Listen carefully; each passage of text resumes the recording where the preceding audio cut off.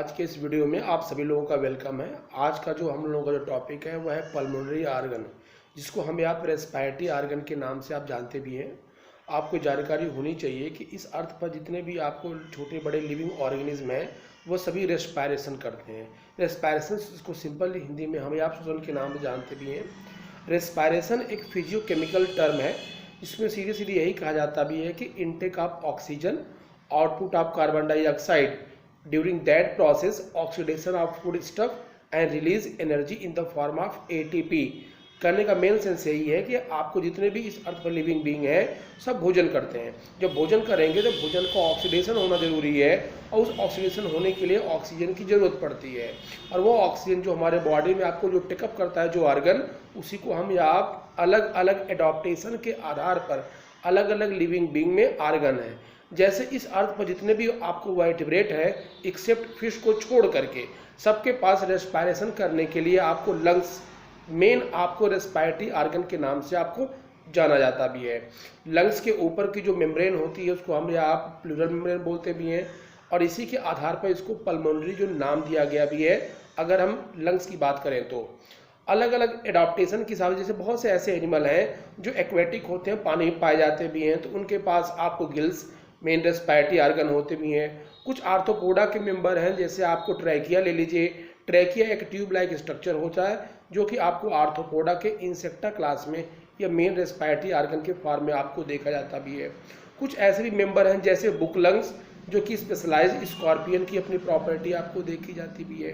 कुछ ऐसे भी मेंबर हैं जो विद हेल्प ऑफ स्किन, जैसे हम फ्रॉक को ले लें, उनमें आपको रेस्पिरेशन होता भी है। तो मेन कहने का जो मेन सेंस है कि जो रेस्पिरेटरी जो आर्गन होता भी है इसका मेन फंक्शन होता है कि आपको ऑक्सीजन को ट्रैप करना है।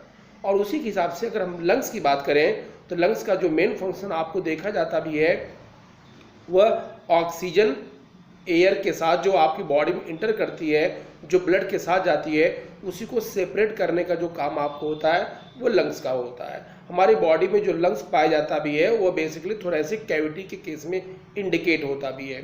जितने भी रेस्पिरेटरी आपको सिस्टम हमारे बॉडी में है उनकी जो ओरिजिन होती है वो इंडोडर्म के हिसाब से आपको नोटिस की जाती भी है।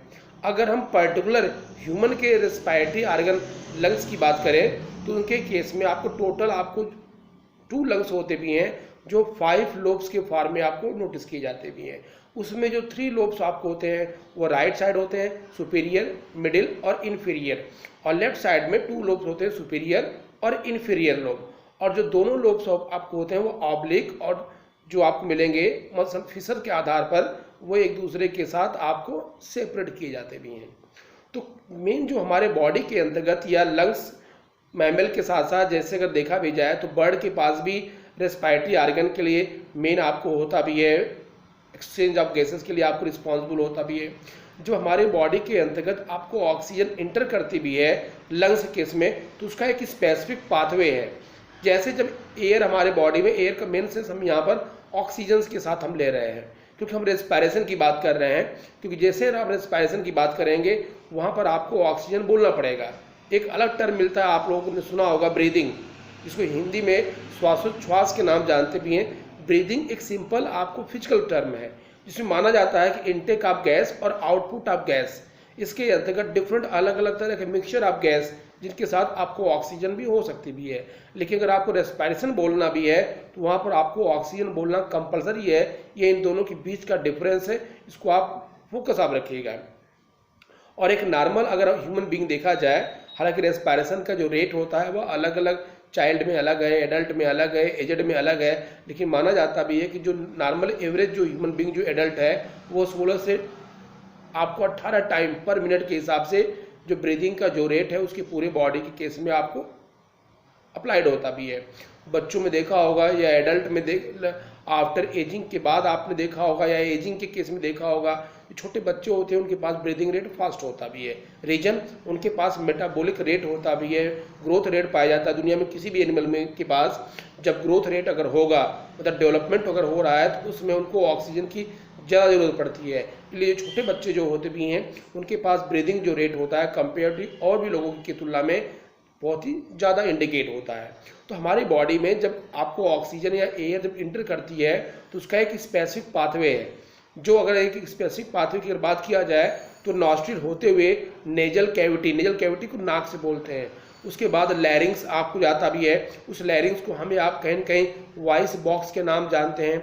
इसी आपको वॉइस बॉक्स में आपको ओकल कॉर्ड होता भी है, जिसकी वजह से आपको मेल और फीमेल की जो आवाज़ है या साउंड है उसको आपको नोटिस किया जाता है। इसी लैरिंग्स या साउंड बॉक्स में कॉर्टलेज पाए जाते भी हैं, और इसी कॉर्टलेज के केस में अगर आपको देखा जाए तो थायराइड, क्रिकॉइड, ऑटनॉइड या कॉर्टलेज पाए जाते भी हैं।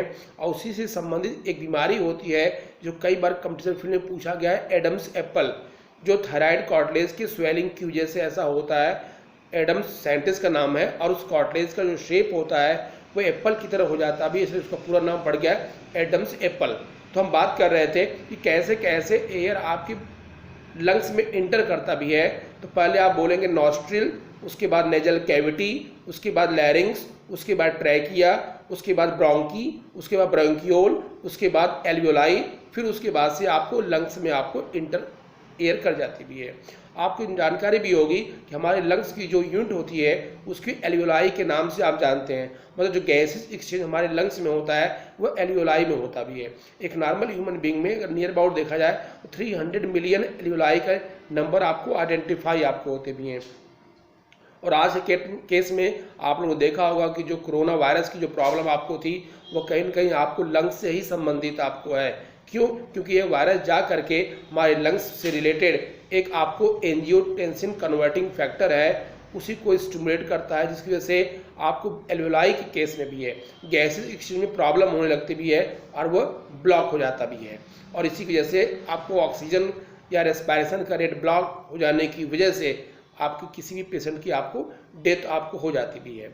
तो मेन करने का मेन हमारा जो सेंस यही है कि आपको जो पल्मोनरी जो आपको आर्गन्स है, क्योंकि जैसे जैसे आपकी बॉडी के अंतर्गत आपको जिस प्रकार की गैस या ऑक्सीजन इंटर करेगी उसके हिसाब से आपकी बॉडी का जो परफॉर्मेंस आपको होगा।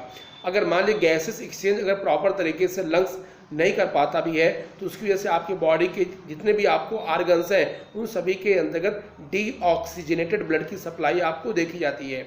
इसलिए माना जाता भी है कि हमारे बॉडी के अंतर्गत वाटर, एयर और आपको फूड, ये तीन ऐसी चीज़ें हैं जिनको कि बहुत ही पर्टिकुलर और नोटिस करते हुए आपको टेकअप करना चाहिए।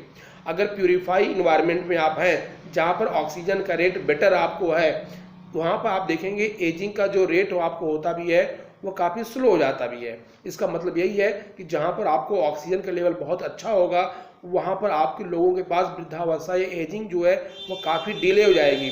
वहाँ पर ब्रेन का डेवलपमेंट काफ़ी बेहतर तरीके से आपको इंडिकेट आपको होता भी है। और अगर आपके लंग्स आपको डैमेज अगर हो गए, हालांकि उसमें देखें जैसे निमोनिया हो जाए या कॉमन कोल्ड हो जाए या ट्यूबरकुलोसिस की प्रॉब्लम आपको देखा जाए, ये कुछ ऐसी प्रॉब्लम है जो लंग्स से रिलेटेड आपको है।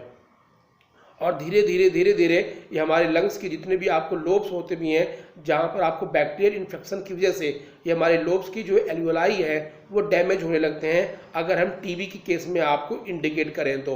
इसीलिए कहा भी जाता भी है, जैसे योग में अनुलोम विलोम का एक कॉन्सेप्ट आपको होता है, उस अनुलोम विलोम के कॉन्सेप्ट के आधार पर जो गैसेस एक्सचेंज कराया जाता भी है, मतलब 24 आवर के आधार पर अगर आपकी बॉडी के केस में कोई भी अनवांटेड अगर गैस इंटर की हुई है तो अनुलोम विलोम की बेसिस पर उसको आपको अनवांटेड जो गैसेस है जैसे कार्बन मोनोऑक्साइड, आप सभी लोग जानते हो कार्बन मोनोऑक्साइड और अगर ऑक्सीजन और कार्बन डाइऑक्साइड अगर ये तीनों इन्वायरमेंट में है तो हम लोग के पास जो रेस्पिरेटरी पिगमेंट हीमोग्लोबिन पाया जाता है उसकी जो एफिनिटी होती है वो ऑक्सीजन के कंपेयर में 250 टाइम ज़्यादा होता है कार्बन मोनोऑक्साइड के साथ। मतलब सीधे सीधे क्या है कि हमारा जो हीमोग्लोबिन है वो ऑक्सीजन की तुलना में कार्बन मोनोऑक्साइड के साथ अधिक तरीके से रिएक्ट करेगा।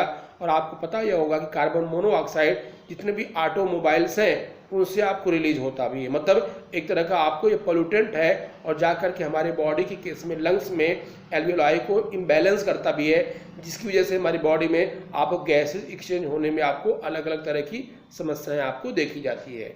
तो आज की इस वीडियो में बहुत स्लाइटली हमने सिर्फ आपको आइडिया दिया है कि लंग्स या पल्मोनरी आर्गन होता क्या है। नेक्स्ट वीडियो में और भी जितने भी टर्म्स हैं बायोलॉजी से संबंधित या बेसिकली जूलॉजी से संबंधित उनके बारे में आपको डिस्कस किया जाएगा।